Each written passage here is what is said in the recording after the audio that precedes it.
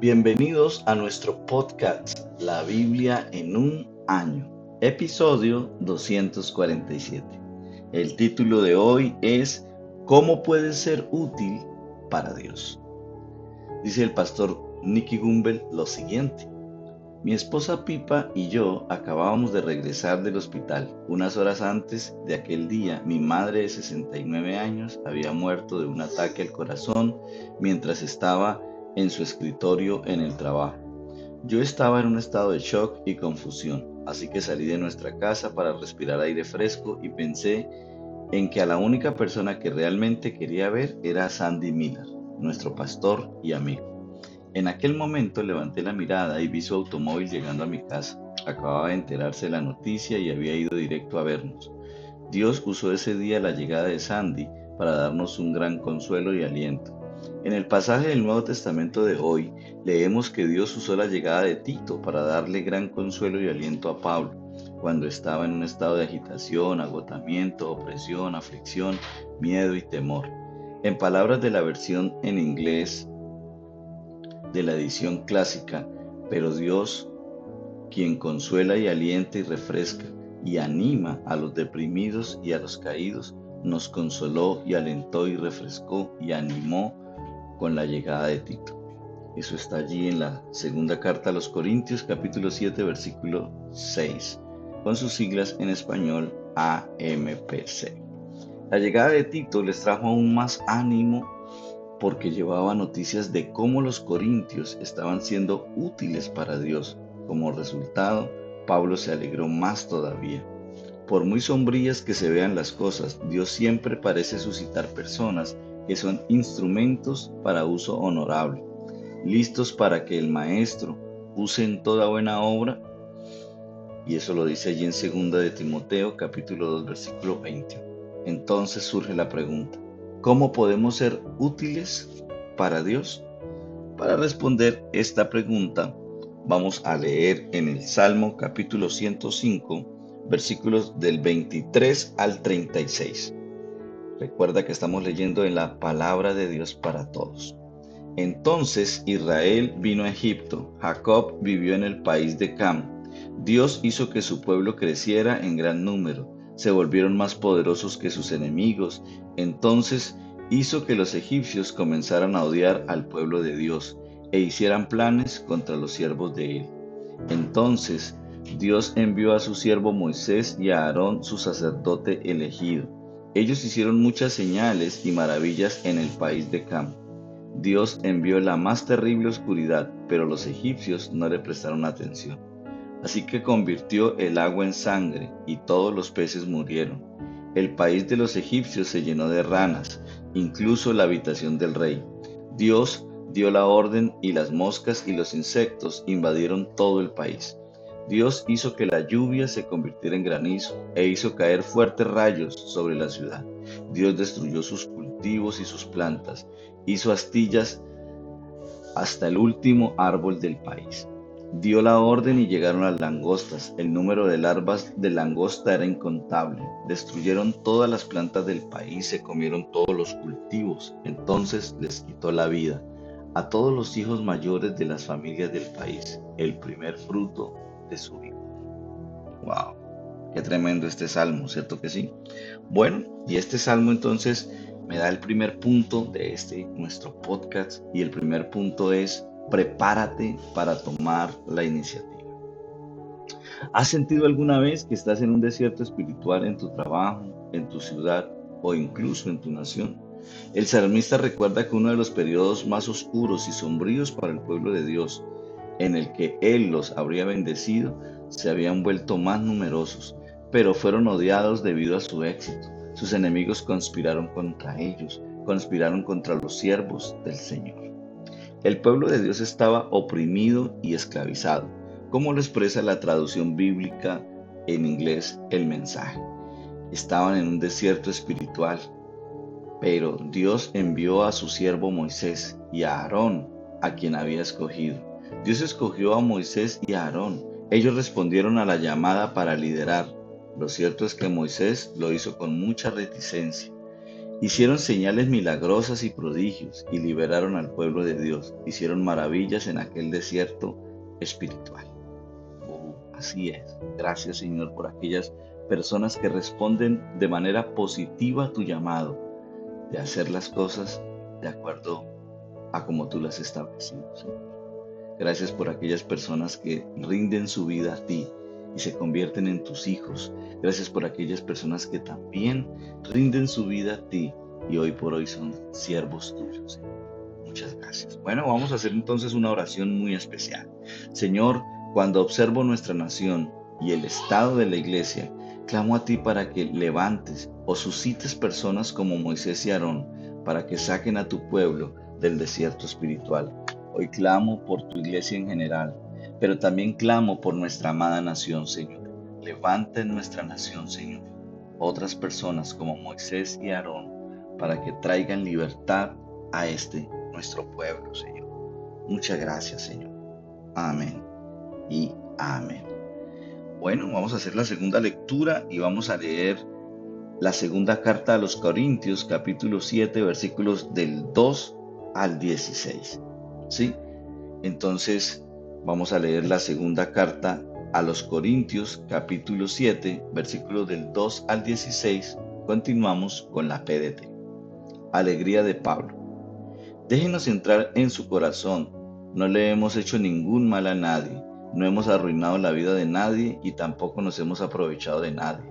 No les digo esto para culparlos. Ya les he dicho que los amamos tanto que nada podría separarnos, ni en la vida ni en la muerte.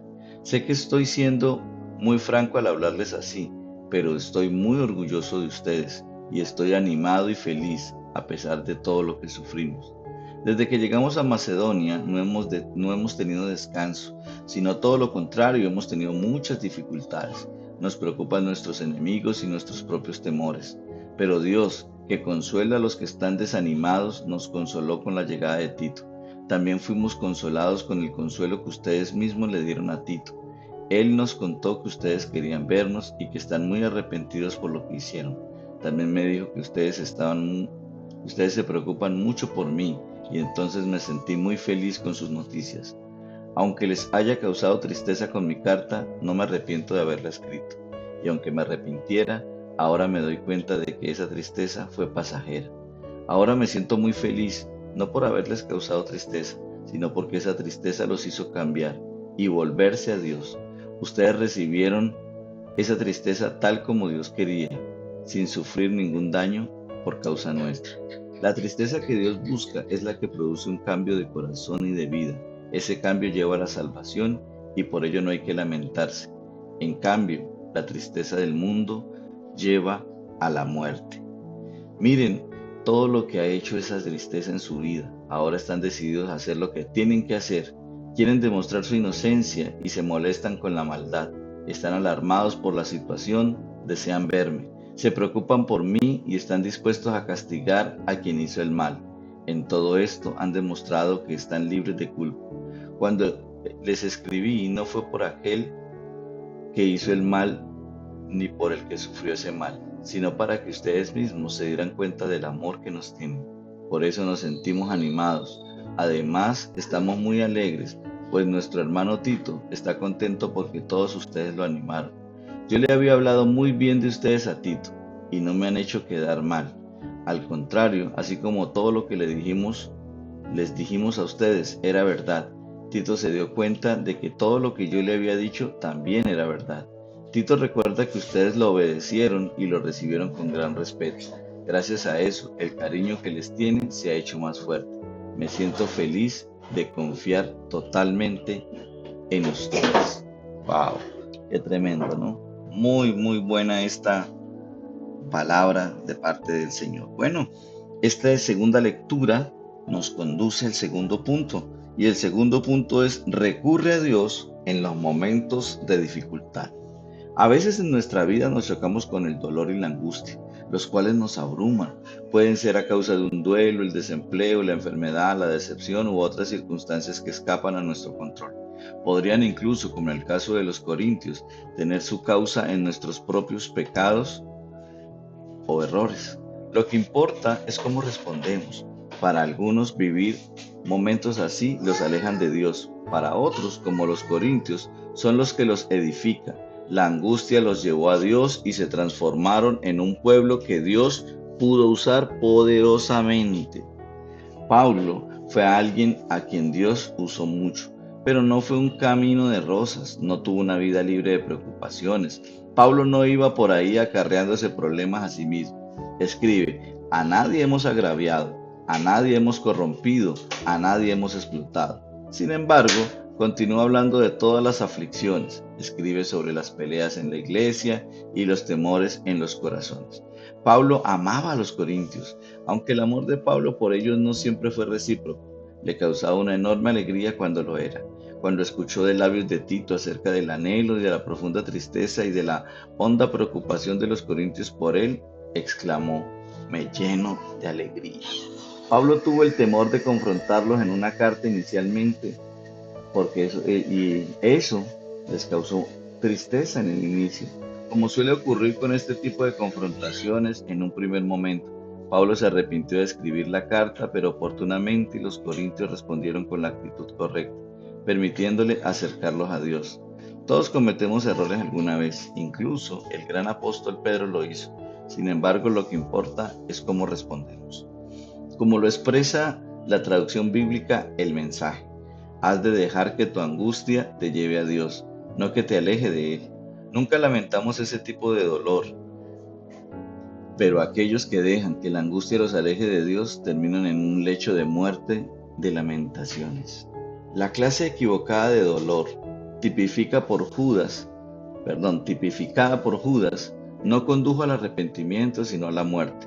La tristeza del mundo produce la muerte. Los corintios, igual que Pedro, respondieron de la manera correcta. Y ahora no son maravillosas todas las maneras en que esta angustia los ha empujado más cerca de Dios. Están más vivos, más preocupados, más sensibles, más respetuosos, más humanos, más apasionados, más responsables. Tito fue testigo de la transformación en sus vidas como resultado de su respuesta a la angustia. Se mostró eufórico al respecto. Él mismo fue revivido y alentado por todo lo que los corintios hicieron por él. No podía dejar de hablarle a Pablo acerca de ellos. Y él les tiene aún más cariño al recordar que todos ustedes fueron obedientes y los recibieron con temor y temblor. Me alegro de que puedo confiar plenamente en ustedes. Así es muy importante que cuando pasemos momentos difíciles de crisis, de dolor, de angustia, de tristeza y de preocupación, esos momentos nos acerquen a Dios.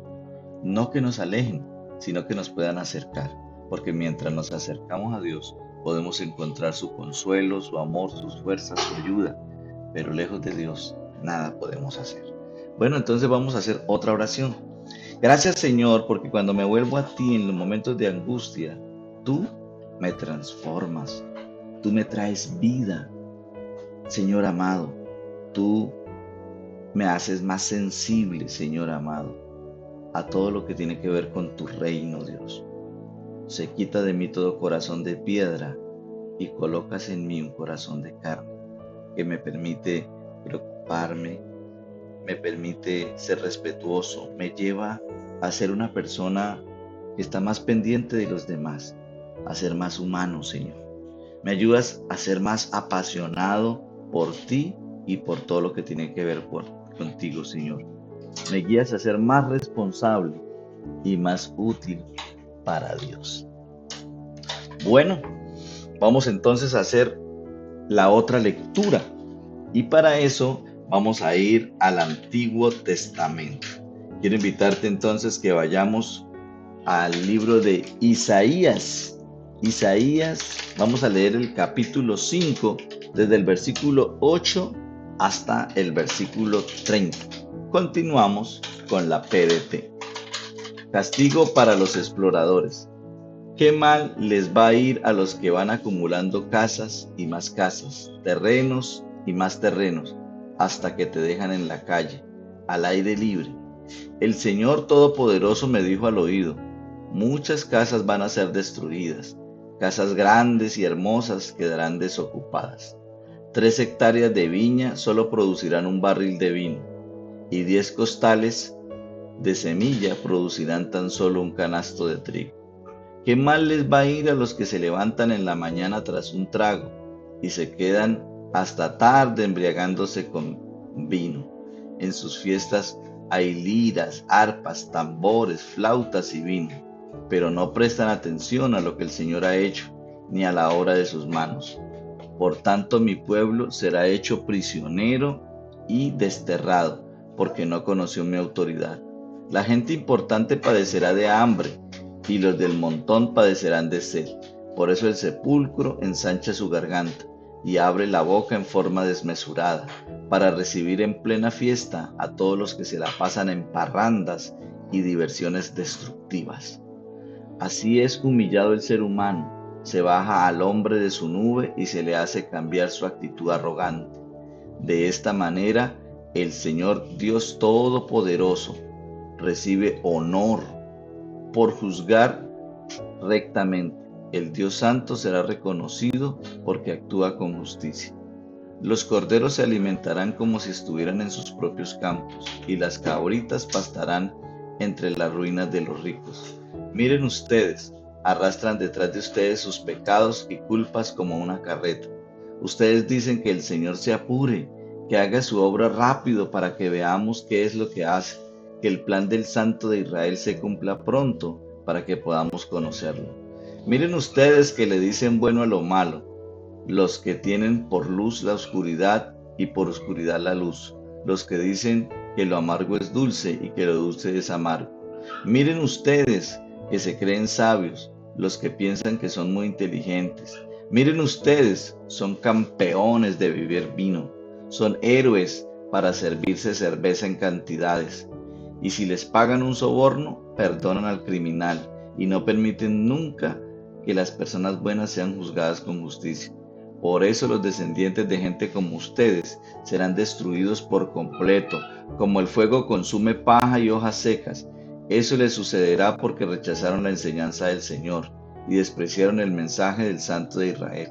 Por eso el Señor se enfureció con su pueblo y levantó su mano para castigarlos. Las montañas temblaron y los cadáveres quedaron regados en las calles como basura. Aún así no disminuyó su ira y su brazo sigue levantado. Él hace señas a una nación ajena, con silbidos los llama desde lo más remoto de la tierra. Miren lo más rápido que vienen, llegan en un abrir y cerrar de ojos, ninguno se cansa ni desfallece, no se duermen, ni siquiera les da sueño, no se les desabrochan los cinturones, ni se les rompen los cordones de las sandalias. Sus flechas son bien puntiagudas y sus arcos ya están tensos.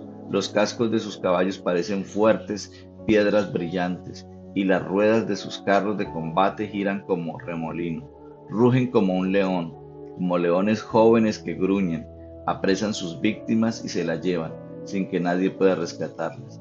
Ese día, esa nación rugirá contra Israel, como rugido del mar. Quien mire el país verá oscuridad y dolor. Están tan nublados que la luz se volverá oscuridad. Isaías capítulo 6. Continuamos con la PDT. Llamamiento de Isaías. El año en que murió el rey Usías, vi al Señor sentado en un trono muy alto. Los bordes de su manto llenaban el templo.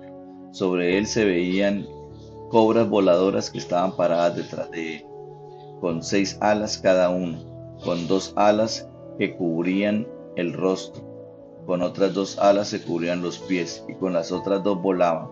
Ellos decían el uno al otro: Santo, Santo, Santo es el Señor Dios Todopoderoso. Su gloria llena toda la tierra. El umbral de las puertas se estremecía debido al sonido de las voces, y todo el templo se llenó de humo.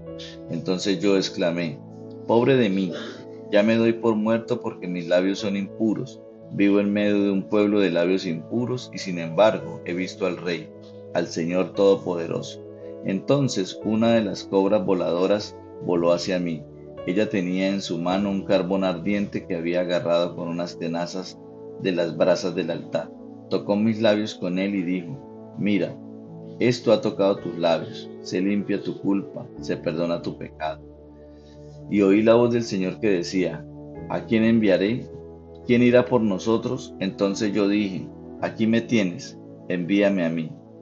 Dijo entonces: Ve y dile a este pueblo: Por más que oigan, no entenderán. Por más que miren, no captarán. Cierra la mente de este pueblo, tápale los oídos y ciérrale los ojos. Si no fuera así, entenderían lo que ven y lo que oyen, y se volverían a mí, y yo los sanaría. Yo le pregunté, ¿hasta cuándo, Señor? Él contestó, hasta que las ciudades queden destruidas y no haya gente viviendo en ellas, hasta que no haya gente viviendo en las casas y la tierra quede arrasada y desolada, hasta que el Señor haya enviado a su pueblo bien lejos y el desierto se haya extendido. Si llega a quedar en el país, aunque sea una décima parte del pueblo, se quemará lo que queda. Pero de la misma manera que queda un tocón cuando se tala el roble o la encina, así también ese tocón será la simiente santa que retoñará. Bueno, vamos entonces ahora a leer Isaías capítulo 7. Continuamos con la PDT. El terror del rey Acaz ante Aram e Israel. Durante el reinado de Judá, el rey Acaz, hijo de Jotán y nieto de Uzías, los reyes de Resín de Siria y Pekah, hijo de Remalías de Israel, marcharon contra Jerusalén para atacar, pero no pudieron tomar la ciudad. El rey Acaz, su familia y la corte real recibieron el informe que Siria se había aliado con Efraín, lo cual hizo que tanto Acaz como su pueblo se atemorizaran y temblaran de miedo, como los árboles de un bosque cuando los azota el viento. Entonces el Señor le dijo a Isaías, ve con tu hijo Sear Yasub a entrevistarte con Acaz en el lugar donde termina el canal del estanque superior, en el camino que va al campo del lavadero. Y dile, ten cuidado y no pierdas la calma, no tengas miedo ni te desanimes por causa de esos dos leños humeantes. No temas la furia de Resín el sirio, ni tampoco al hijo de Remalías. Siria con Efraín y el hijo de Remalías han hecho planes contra ti. Ellos han dicho, ataquemos a Judá, que cunda el pánico, repartámosla entre nosotros y pongamos allí al rey, por rey al hijo de Tabel. Pero el Señor Dios dice, ese plan no tendrá éxito, no podrá llevarse a cabo. La cabeza de Siria es Damasco, la cabeza de Damasco es Resín. Dentro de 65 años, Efraín será destruido y dejará de ser una nación. La cabeza de Efraín es Samaria, la cabeza de Samaria es el hijo de Remalías. Si ustedes no se mantienen firmes en su fe, no podrán permanecer firmes en nada. Emmanuel, Dios con nosotros. El Señor le dijo también a Acaz, pídele al Señor tu Dios una señal en lo profundo del lugar de los muertos o en las alturas de los cielos. Pero Acaz dijo, yo no le voy a pedir nada al Señor, no lo voy a poner a prueba. Entonces Isaías dijo, escuchen los de la familia de David, ¿no les basta con agotar la paciencia de los seres humanos? ¿Quieren ahora también agotar la paciencia de Dios? Por tanto el Señor les dará una señal. Miren, la joven quedará embarazada y dará a luz un hijo, al que llamarán Emmanuel. Cuando llegue a la edad de preferir o rechazar la comida a su gusto, solo podrá alimentarse de la cuajada y miel. Pero antes de eso, ya la tierra de esos dos reyes a los que tanto temes quedará desolada. Pero el Señor traerá un tiempo de angustia contra ti, contra tu pueblo y contra la familia de tu padre, el cual no se ha visto desde que Efraín se separó de Judá. Traerá contra ti al rey de Asiria. Ese día el Señor silbará llamando a la mosca, que está en los ríos lejanos de Egipto, y a la abeja, que está en el territorio de Asiria. Todas ellas vendrán y se instalarán en las quebradas profundas, en las hendiduras de las rocas, en todos los matorrales espinosos y en todos los sitios donde bebe el ganado. Ese día el Señor tomará de más allá del río Éufrates al rey de Asiria, como quien toma prestada una navaja, y le afeitará a Israel la cabeza, la barba y el vello de los pies. Ese día que críe una ternera y 2 cabras. Esa persona tendrá suficiente leche como para poder comer leche cuajada. Todo el que sobreviva podrá comer cuajada y miel. Ese día, en todo lugar donde hubo 1000 viñedos que costaban 1000 monedas de plata cada uno, solo quedarán matorrales y espinos. Solo se podrá entrar allí de cacería, con arco y con flechas, porque todo el país estará cubierto de matorrales y espinos. Ya no se podrá ir a los montes a donde la gente iba a cultivar con azadón, porque estarán llenos de matorrales y espinos. Se usarán para dejar suelto el ganado y para que corran las ovejas. Isaías capítulo 8. Vamos a leer desde el versículo 1 hasta el 10. Continuamos con la PDT, la llegada de Asiria. Me dijo el Señor, toma un pergamino y un estilete grande, ordinario, y escribe, para Mahaer Salal Hasbaz. Entonces yo les pedí al sacerdote Urías y a Zacarías, hijo de Jeberequías, que me sirvieran de testigos dignos de confianza. Luego tuve relaciones con la profetisa. Ella quedó embarazada y tuvo un niño. Entonces el Señor me dijo, ponle por nombre Mahaer Salal Hasbaz, porque antes de que el niño aprenda a decir papá y mamá, todas las riquezas de Damasco y de Samaria serán llevadas al rey de Asiria. Judá sobrevivirá al ataque. El Señor volvió a hablarme y me dijo, como este pueblo rechaza la corriente mansa de Siloé y se complace en Rezín y en el hijo de Remalías, entonces yo les voy a mandar una tremenda inundación desde el río Éufrates. Es el rey de Asiria con todo su poder. Rebasará todos sus canales y se desbordará por todas las orillas. Llegará hasta Judá, la inundará y la cubrirá hasta el cuello. Sus alas extendidas cubrirán completamente tu tierra de Manuel. Reúnanse juntas, naciones de la tierra, y oigan, y aterrorícense todas las tierras lejanas. Prepárense para la batalla, pero serán derrotadas. Prepárense para la batalla, pero acabarán con ustedes.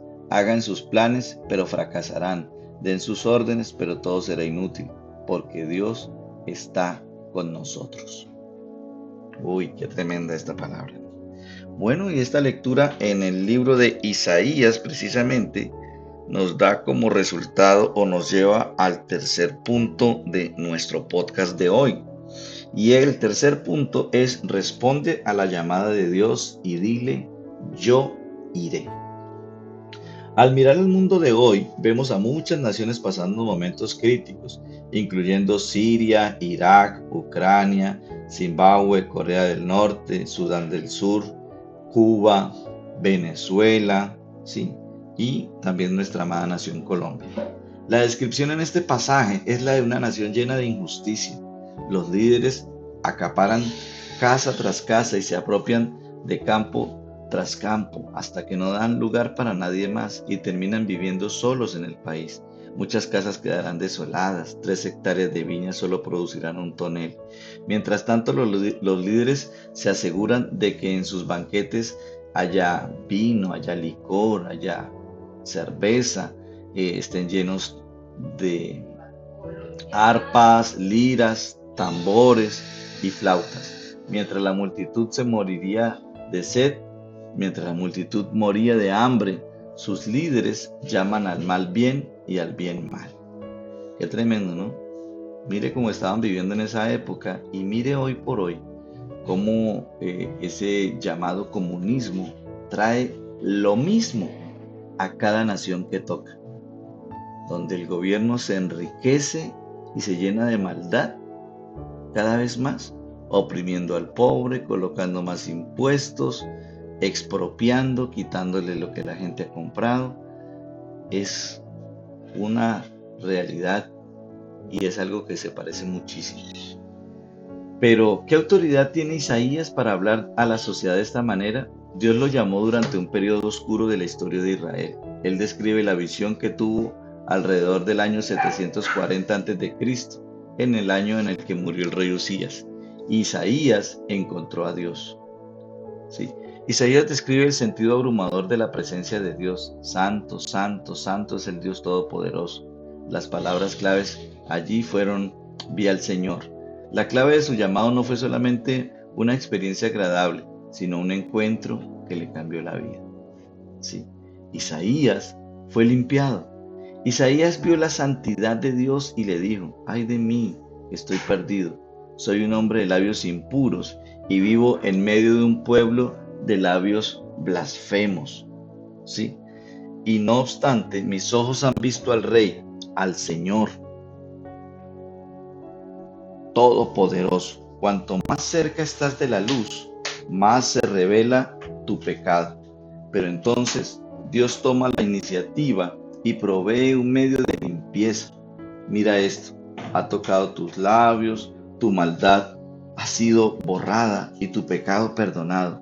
Tu culpa es borrada y tu pecado perdonado a través de la cruz de Cristo.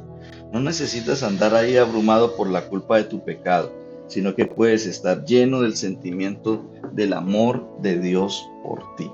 Wow. Isaías le dijo a Dios, yo iré. Isaías respondió al llamado de Dios. Dios le hizo una pregunta. He hecho todo esto por ti y ahora vas a ir por mí. Toda tu vida está delante de ti. ¿Qué vas a hacer con ella? Y dijo, ¿a quién enviaré? ¿Quién irá por nosotros? Isaías respondió, aquí estoy, envíame a mí. Vio que había una necesidad desesperada. No tuvo excusas, no se demoró. Él respondió a Dios, yo iré. Y Dios lo usó grandemente. De la misma manera quiero decirte que independientemente de todas las cosas malas que hayas vivido o lo muy bajo que hayas caído, lo primero que quiero decirte es que Dios te ama y te perdona. Dios quiere ayudarte a salir de esa condición. Lo segundo que quiero decirte también es que Dios quiere usarte, porque esa experiencia que viviste, donde viviste momentos difíciles y de crisis, Dios quiere usarla para que tú también, igual que Isaías, seas el enviado de Dios, seas la enviada de Dios para ir a llevar su mensaje de salvación. Esto no era nada comparado con aquel de quien profetizó Isaías. Por eso el Señor mismo les dará una señal. La doncella concebirá y dará a luz a un hijo, y lo llamará Emmanuel. Aquello tuvo su cumplimiento histórico con el nacimiento de Maher Salal Hasbaz. Sin embargo, el cumplimiento final de esta profecía fue en Jesucristo, quien es Emmanuel, Dios con nosotros. ¡Wow! Esto es tremendo, ¿cierto que sí? Te quiero decir en qué consiste la vida cristiana para mí. En esta palabra tan maravillosa o en este nombre de Emmanuel, que significa Dios con nosotros. Cuando tú no aceptas el amor del Señor, no aceptas su perdón, vives una vida alejado de Dios, sin Dios. Es una vida totalmente vacía, hueca, por más cosas que logres obtener materiales o físicas. Yo creo que todo cambia con este Emmanuel, que significa Dios con nosotros. Todo cambia cuando Dios está con nosotros. Nuestra vida encuentra propósito y nuestra vida encuentra realmente llenar ese vacío tan profundo que hay en nuestro corazón. Bueno, vamos a orar. Señor, gracias porque me dices que mi maldad ha sido borrada. Gracias porque mi pecado tú has perdonado. Hoy quiero responder diciéndote, aquí estoy. Envíame a mí, Señor. Bueno, y ahora vamos a leer el comentario de la pastora Pippa Gumbel. Ella hace su comentario basada en 2 Corintios capítulo 7 versículo 2. Hagan lugar para nosotros en su corazón. Es el comienzo de un nuevo año académico. En algunos países como Reino Unido, Alfa comenzará pronto de nuevo también. Habrá mucha gente nueva viniendo a nuestra congregación. Aunque sea un poco apabullante, este hecho es un recordatorio para mí, para que abra mi corazón a cada nueva persona que conozca. Muy bien, pastora Pipa.